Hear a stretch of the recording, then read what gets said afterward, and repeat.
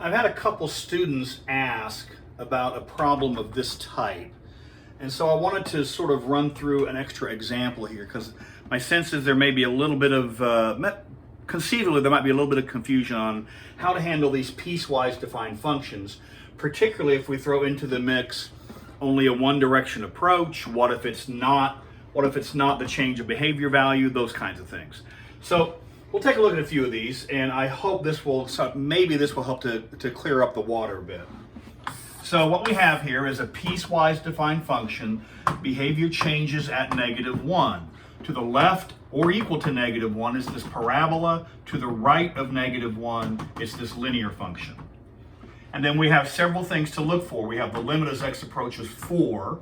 Notice 4 is not the change of behavior value of the functions. And then we have the limit as x approaches -5, but it's -5 from the right. We're approaching -5 from the right, but again, -5 is not the change of behavior value. And then we have x approaching -1, which is the change of behavior value, unrestricted. And then we have limit as x approaches -1 only from the left. And so we'll take a look at sort of each of these in turn and see if we can maybe, again, clear up the water a bit so we can make sure we understand how to handle this in all these different scenarios. Okay, so first, number one, we want the limit as x approaches 4 of this function. Now, always, the first thing you try is substitute, simplify, and if you get an answer, you're done. All right? So the limit, if you're approaching a value that is not the change of behavior value, all we need to do is substitute this in. So as x approaches 4, first thing we need to know is which of these categories does 4 fall into? Is 4 less than 1, is 4 greater than 1, or is 4 the change of behavior value? Because those are each handled differently.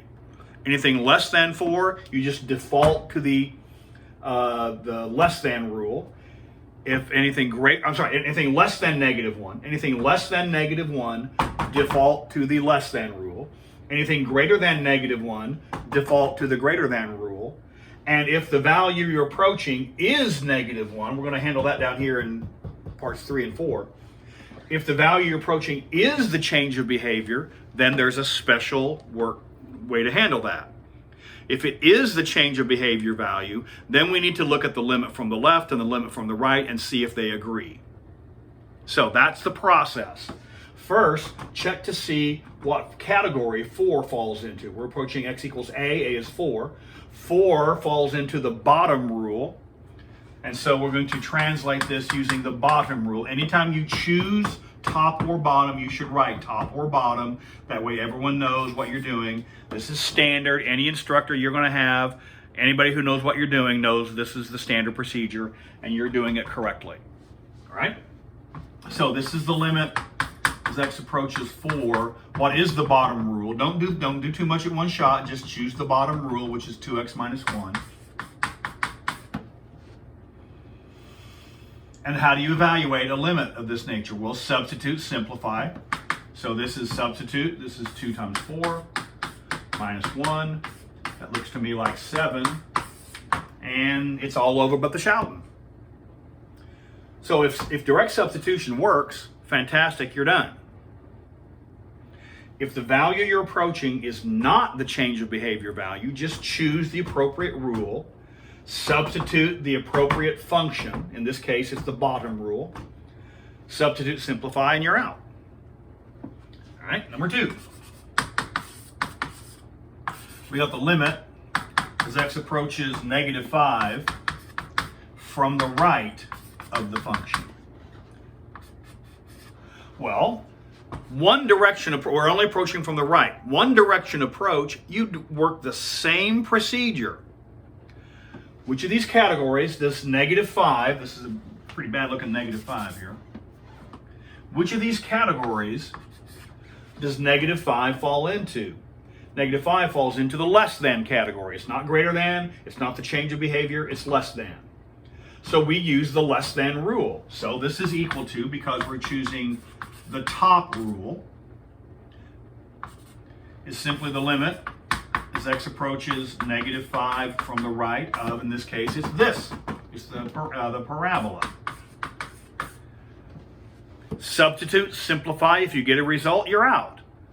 one direction approach is handled the same way as both direction approach, is as long as you substitute, simplify, and get a result. This is -5 squared minus 3, which is 25 minus 3, looks to me like 22, but check my arithmetic, and I think that's all there is to it. Now, something different happens with number 3, and I might need to erase some of this because number 3's got a little more spine to it. I got x approaching -1. This is the unrestricted approach. Okay, so which category does -1 fall into? Is it less than, greater than, or is it the change of behavior? It is the change of behavior value. And so we need to handle this separately. If this is the change of behavior value, this is the change of behavior value we're approaching, then we must consider the limit x goes to -1 from the left and the limit x goes to -1 from the right. If the unrestricted approach is the change of behavior value, then you need to consider both left and right hand limits. If the left and right hand limits give you the same result, then this is that number. If the left and right hand limits do not agree, then this does not exist. Those are the only two possibilities. So as you approach from the left, this is of f of x. This is from the left, this is the top rule. So I want the limit x approaches -1 from the left of, what's my function? My function is a parabola. Substitute, simplify, and see what you get. This is -1 squared minus 3. That's 1 minus 3 is -2. So far, so good. But as x approaches -1 from the right, that falls into the bottom category.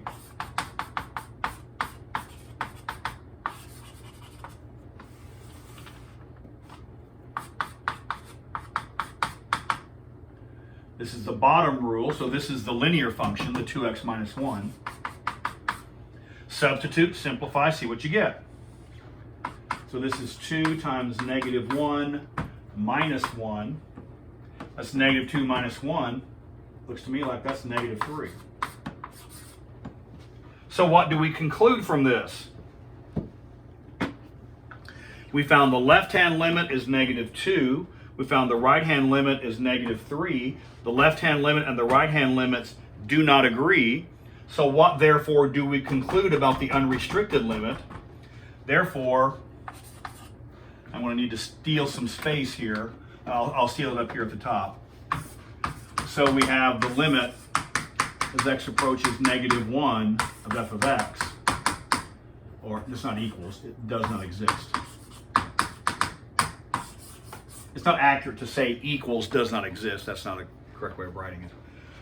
So the unrestricted limit does not exist because the left and right hand limits do not agree. All right, so that's if you're approaching the change of behavior value unrestricted. All right. Now, number 4 is very easy. You might think I'm going to have to erase some of this, but actually number 4, it's already here. All we're interested in, x approaches -1 from the left. X approaches -1 from the left. Now, yes, -1 is the change of behavior value, but we're only approaching from the left. We are only using numbers less than -1. So that means as you're approaching from the left, we are only using the top rule.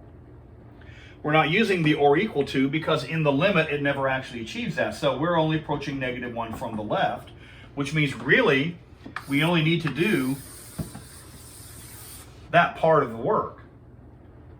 I'll rewrite it from scratch, but really this is the only piece we need to consider because we're only approaching from the left. We don't need to consider this part, it's only approaching from the left. So let's go ahead and finish that out officially for the record here. So this is part 4. I have the limit, x approaches -1, but only approaching from the left of f of x. Approaching from the left uses the less than, uses the top rule. So this is the limit as x approaches -1 from the left of top rule is the parabola. And we're back to this computation again. And we're out. In this particular case, we're really only asked to do half of this computation is the idea. So I hope that helps to kind of clear things up. If the value you're approaching is not the change of behavior value, then just find which category you're in, substitute, simplify, you're out.